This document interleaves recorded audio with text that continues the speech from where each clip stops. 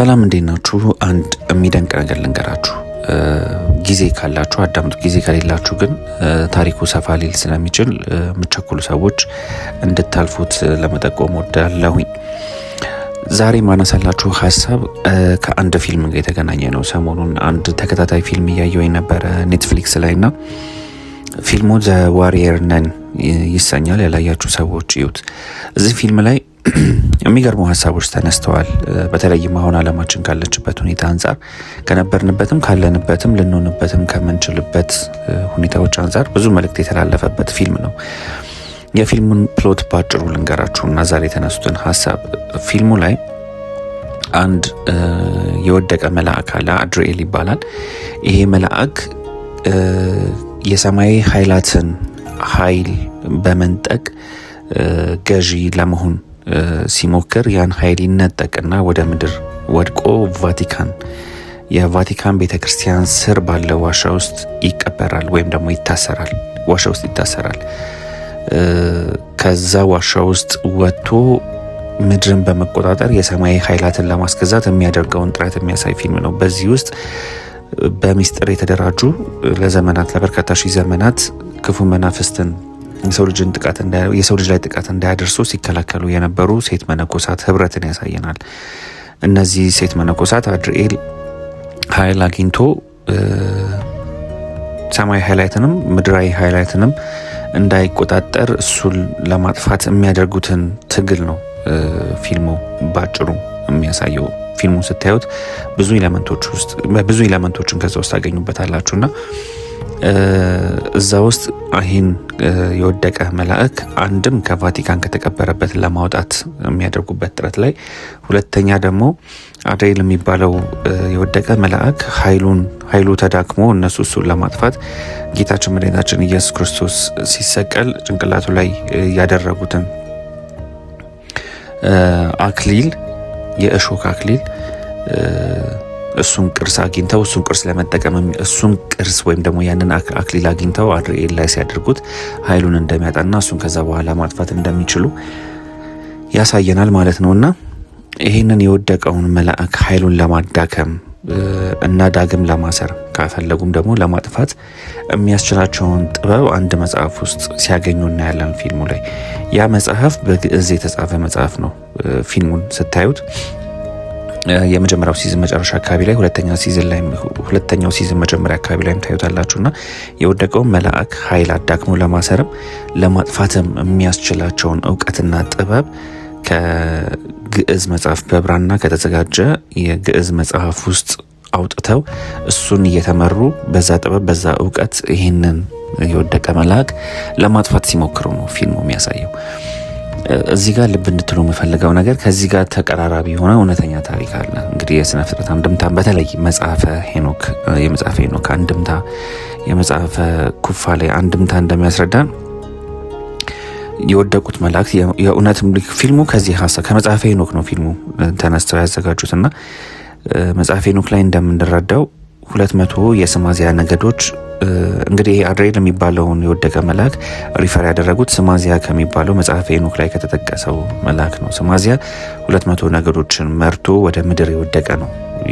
ወይም እነሱን ሲመራ የነበረ አካል ነው። ያው መላእክት አይደሉም፣ እንደ መላእክት ተቆጠሩ እንጂ ይህንን በስፋት ዩቲዩብ ላይ ሌሎች ቪዲዮዎች ላይ አስቀምጫለሁኝ። እነዚህ 200ዎቹ የስማዚያ ነገዶች ከወደቁና ከተፈረደባቸው በኋላ ከምድር ስር ተቀብረዋል። በርባኖስ የሚባል የኛ የመሬት አሁን እኛ ያለንባት የመሬት ክፍል የሆነ ግን በእኛ ዳይሜንሽን ያልሆነ ጥልቅ የሆነ ጉድጓድ ውስጥ እንደተቀበሩና እንደታሰሩ ቅዱሳን መላእክት በድንጋይ ያንን እንደዘጉባቸው የመጽሐፈ ሄኖክ አንድምታ ያስተምራል። በተለያየ ዘመን እነዚህ የስማዚያ ነገዶች የሰው ልጆችን ንቃተ ህሊና እዛ ሆኖ የሰው ልጆችን ንቃተ ህሊና እየተቆጣጠሩ ዳግም ከዛ ጉድጓድ ውስጥ ወጥተው ዓለምን ለመግዛት እየሞከሩ ነው። ኒው ወርልድ ኦርደር የምንለው ሀሳብ ከዛ ጋር የተገናኘ ነገር ነው። ፊልሙ ላይም በስነስርዓት እነዚህ ሀሳቦች ሲንጸባረቁ እናያለን። የእኛ አባቶች ደግሞ እንግዲህ ከቅዱሳን መላእክትን በተማሩት ትምህርት መሰረት ከራሱ ከፈጣሪያችን ከእግዚአብሔርን ባገኙት እውቀት መሰረት እነዚህን 200ዎቹን የስማዚያ ነገዶች ብቻ ሳይሆን ሌሎችንም ክፉ መናፍስት ይሄን ማለት የዛር ነገዶችንም ጨምሮ ሌሎችንም ክፉ መናፍስት የሚያስሩበት የሚቀጠቅጡበት ሲያስፈልግም ደግሞ ልክ እንደ ንጉስ ሰለሞን ቤተ መቅደሱን ሲሰራ እንግዲህ አጋንንትን ድንጋይ እያሸከመ ያሰራቸው እንደነበረ እንግዲህ መጽሐፍ ቅዱስን ያስረዳናል አይደለም። ስለዚህ ይህንንም ማድረግ የሚችሉበትን አጋንንትን ማሰር የሚችሉባቸው እውቀቶችና ጥበቦች በተለያዩ ጥንታዊ መጽሐፍ ተጽፈዋል። አንደኛው መጽሐፍ መስጠመ አጋንንት የሚባል እጅግ ጥንታዊ የሆነ መጽሐፍ ነው። ይሄ መጽሐፍ ማለት የተለያዩ ክፉ መናፍስትን አባቶቻችን የሚያስሩበት፣ የሚገዙቱበት፣ የሚቀጡበት፣ የሚያባሩባቸውን የእግዚአብሔር ህቡ ስሞችን የያዙ ጥበቦችን የያዘ መጽሐፍ ነው። ሌላ መርበብተ ሰለሞን እንዲሁ የሚባል ጥንታዊ መጽሐፍም አለና ስለዚህ ወደ ኋላ መለስ ብለን የኛ የኢትዮጵያን እውቀትና ጥበብ ስናይ ከነ አባታችን ሄኖክም ከነ ኖህም አባቶቻችን በተማሩት እውቀትና ጥበብ መሰረት አጋንንት ኢትዮጵያን እንዳያጠቁ የኢትዮጵያን ቅርሶች እንዳይወስዱ ምክንያቱም እነዚህ 200ዎቹ የስማዚያ ነገሮች በነገራችን ላይ የሰው ንቃተ ህሊናን እየተቆጣጠሩ ልክ ፊልሙ ላይ እንዳለው የነሱን ስራ የሚያከሽፉ ጥንታዊ ቅርሶችን ጥንታዊ መጽሐፍቶችን በሰዎች ላይ አድረው ለማጥፋት ሲሰሩ ነበር። በኢትዮጵያ ባለፉት 2000 ዘመናት የኢትዮጵያኖች ቅርሶች ሲመዘበሩ፣ ገዳማት ሲቃጠሉ፣ በነኮሳት ሲገደሉ የነበረበት ነገር አንደኛው ምክንያት ይሄ ነው። ዓለም ላይ ያሰፈነውን ክፉ አሰራር በተለይም በነስማዚያ መንፈስ የሰፈነውን ክፉ አሰራር የሚያፈርሱ ጥበቦችን የያዙ መጽሐፍትና ቅርሶችን ለማጥፋት ከፍተኛ ውጊያ ይደረግ ነበርና እዚህ ዘዋሪየር ነን የሚባለውን ፊልም ላይ እንደዚህ አይነት ሀሳቦች ናቸው ሲንጸባረቁ የነበረውና እዛ ፊልሙ ላይ የተመለከትነው መጽሐፍ የምርም ደግሞ ኢትዮጵያ ውስጥ አለ፣ በተለያዩ ስሞች ማለት ነው። እንግዲህ አጋንንትን አባቶቻችን የሚያስሩበት፣ የሚገዝቱበት፣ የሚቀጡበት በርካታ መጽሐፍቶች አሉ። ከነሱ መጽሐፍቶች መካከል አንዱ መስጠመ አጋንንት የሚባል መጽሐፍ አለ። ይህንን መጽሐፍ አንዳንድ ሰዎች ለክፉ ዓላማ ይጠቀሙበታል።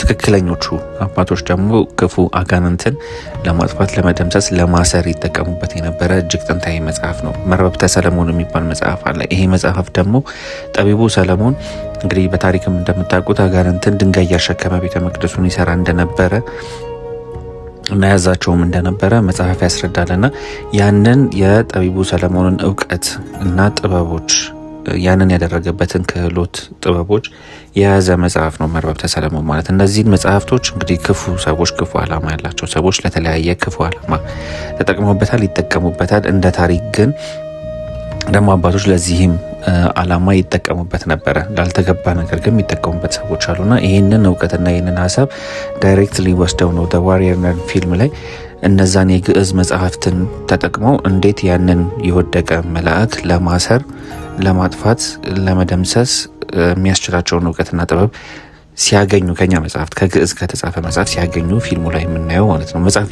ብራናውን ታዩታላችሁ። በጊዜ የተጻፈ የብራና መጽሐፍና አጠቃላይ ፍኖተ ካርታቸውን የሚያገኙት ከዚህ የግዕዝ መጽሐፍ ነው እዚህ ፊልም ላይ እና ይሄ ታሪክ በገሃድም በእኛ የሚታወቅ ነው ልላችሁ ፈልጌ ነው። የተለያዩ እነዚህን የወደቁትን መላእክትም ሆነ ሌሎች ክፉ መናፍስት ሀገራችንን እንዳያጠቁ ሲያጠቁም የሚከላከሉ እኛ ማናያቸው በስውር ያሉ በተለያዩ ገዳማት በተለያዩ ስውራን የሆኑ ከተሞች ውስጥ ያሉ ኃይላት እንዳሉ ይታመናል። ኢትዮጵያን የሚጠብቁ ዓለምን የሚጠብቁ እነዚህ ኃይላት ሰማያዊ የሆነውን የእግዚአብሔርን እውቀትና ጥበብ ይዘው የእሱን ኃይል ይዘው ዓለምን ፕሮቴክትን እያደረጉ እንደሆነ ሀገራችንን ፕሮቴክትን እያደረጉ እንደሆነ የተለያዩ አባቶች ያስተምራሉ። በተመሳሳይ ሁኔታ ደግሞ በርባኖስ ስር የተዘጋባቸው እነዚህ 200ዎቹ የስማዚያ ነገዶችም እንደዚሁ ከዛ ከተዘጋባቸው ቦታ ላይ ሆነው ለማምለጥ ለመውጣት ጥረት ሲያደርጉ ኖረዋል። አሁንም ያደርጋሉ። እዛውም ሆነው ደግሞ የተለያዩ ሰዎችን ንቁ አእምሮ ተቆጣጥረው ደግሞ ስራቸውን ሲያስፈጽሙ ይታያል እና የተለያዩ ፊልሞች ላይ ይህንን ሀሳብ ሲሰሩት ይታያል። እንግዲህ መጽሐፈ ሄኖክ ላይ እንደተቀመጠው ሌሎቹ መጽሐፍቶች ላይ በመጨረሻው ዘመን ላይ እነዚህ 200ዎቹ የስማዚያ ነገዶች ከተዘጋባቸው ከበርባኖስ ስር ወጥተው ምድራችን ላይ ብዙ ጥፋት እንደሚያደርሱ በትንቢት የተቀመጠም ነገር አለ። ይህንን ለማስፈጸም ደግሞ ዓለም ላይ እየሰሩ ያሉ አካላቶች አሉ። እነዚህን የስማዚያ ነገዶች ከዛ ጉድጓድ ውስጥ ለማውጣት እየሰሩ ያሉ ብዙ አካላቶች አሉ፣ በህቡ ማለት ነው። በትንቢትም ደግሞ እነዚሁ አካላት እንደሚወጡና ምድራችን ላይ ጥፋት እንደሚያደርሱ የተነገሩ የተጻፉ ትንቢቶች አሉ። ስራው እየተሰራ ነው ልላችሁ ፈልጌ ነው። ኢትዮጵያ ውስጥ ደግሞ እነዚህን የስማዚያ ነገዶች የሚያጠፋ የሚደመስስ ወይም ደግሞ ቢነሱም አባቶቻችን እነሱን ልንረታባቸው የምንችልባቸውን እውቀቶች፣ ጥበቦች የያዙ ቅርሶችና መጽሐፍት ኢትዮጵያ ውስጥ እንዳሉ ይናገራሉ፣ ያስተምራሉ። ዓለም ላይ እንግዲህ በህቡ ካሉ ውጊያዎች መካከል አንዱ ይሄ ነው። ኢትዮጵያ ውስጥ መጥተው እነዚህን ቅርሶች ማግኘት፣ መደምሰስ፣ ማጥፋት የሚለው የ2000 ዓመት ውጊያ ነበርና ይህንን ባጭሩ ዘ ዋሪየር ነን የሚለው ፊልም ላይ ትመለከቱታላችሁ። ፊልሙ ላይ ያው መጽሐፍቶቹን ከኢትዮጵያ አገኘን አይሉም፣ ከግብጽ ነው አገኘን የሚሉት። ኢትዮጵያን ሜንሽን ማድረግ አይፈልጉም። እናርግም ቢሉ እውነት ለመናገር ስሙ ኃይል አለው፣ እንዲሁ በቀላሉ አይሆንም። ግን የኢትዮጵያን ታሪክና የኢትዮጵያን ጥበብ ትዊስት ማድረግ ስለሚፈልጉ የኢትዮጵያን እውቀትና ጥበብ ግዕዙን እያሳዩ ግን አገኘን ብለው የሚያወሩት ግብጽ ነው እንጂ ከኢትዮጵያ አገኘን ብለውም አያወሩም ፊልሙ ላይ። ፊልሙን ተመልከቱትና ከዚህ ጋር የተገናኘ ጥያቄ ካላችሁ፣ ሀሳብ ካላችሁ ከስር ኮሜንት ላይ ጻፉልኝ፣ እንወያይበታለን።